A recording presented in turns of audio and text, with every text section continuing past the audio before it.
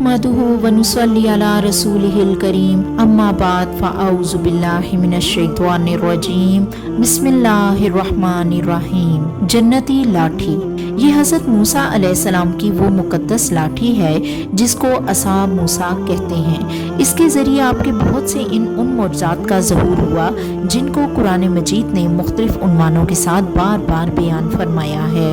इस मुक़द्दस लाठी की तारीख़ बहुत कदीम है जो अपने दामन में सैकड़ों उन तारीख़ी वाक़यात को समेटे हुए है जिनमें इबरतों और नसीहतों के हज़ारों निशानात सितारों की तरह जगमगा रहे हैं, जिनसे अहले नज़र को बसीरत की रोशनी और हिदायत का नूर मिलता है।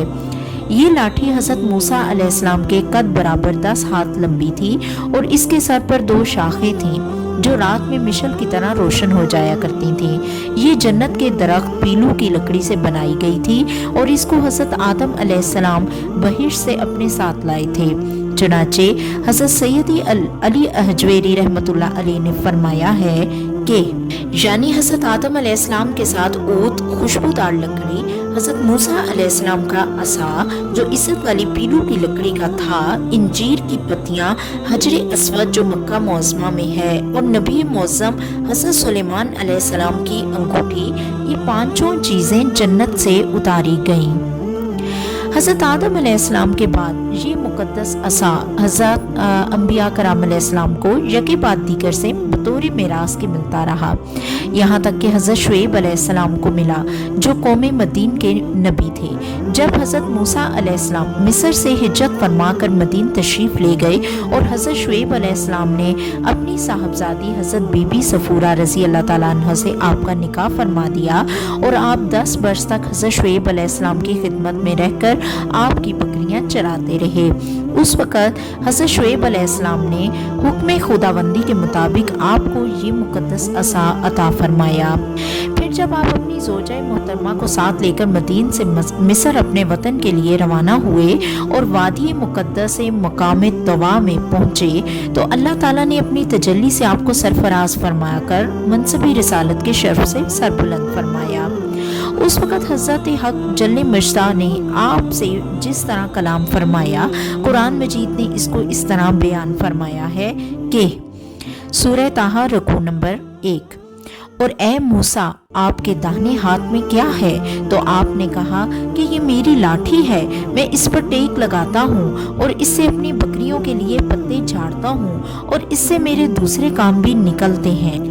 माआब उखरा दूसरे कामों की तफसीर में हज़रत अल्लामा अबुल अलबरकात अब्दुल्ला बिन अहमद नस्वी अलैहि रहमतुल्लाह ने फरमाया कि मसलन नंबर 1 उसको हाथ में लेकर उसके सहारे चलना, नंबर 2 उससे बातचीत करके दिल बहलाना, नंबर 3 दिन में उसका दरख्त बनकर आप पर साया करना, नंबर 4 रात में उसकी दोनों शाखों का रोशन होकर आपको रोशनी देना, नंबर 5 उससे दुश्मनों, दरिंदों और सांपों, बिच्छुओं को मारना, नंबर 6 कुएं से पानी भरने के वक्त उसका रस्सी बन जाना और उसकी दोनों शाखों का डोल बन जाना, नंबर 7 बवक्ती ज़रूरत उसका दरख्त बनकर हस्बे ख्वाहिश फल देना, नंबर 8 उसको ज़मीन में गाड़ देने से पानी निकल पड़ना वगैरह। हज़रत मूसा अलैहिस्सलाम इस मुक़द्दस लाठी से मज़कूरा वाला काम निकालते रहे, मगर जब आप फ़िरौन के दरबार में हिदायत फरमाने की गर्ज से तशरीफ़ ले गए और उसने आपको जादूगर कहकर झुटलाया तो अब उस असा के ज़रिए बड़े बड़े मुअज़्ज़ात का ज़हूर शुरू हो गया, जिनमें से 3 मुअज़्ज़ात का तज़किरा कुरान मजीद ने बार बार फरमाया जो हस्बे ज़ैल हैं। नंबर 1 असा अज़दहा बन गया, नंबर 2 असा मारने से चश्मे जारी हो गए, नंबर 3 असा की मार से दरिया फट गया। इन 3 मुअज़्ज़ात की तफसील जानने के लिए दूसरा पार्ट देखिए और कुरान पाक के हवाले से ये बयान किया जाएगा। जज़ाकल्लाह। अगर आपको वीडियो पसंद आई हो तो लाइक, शेयर और सब्सक्राइब करना ना भूलिएगा। अल्लाह हाफिज।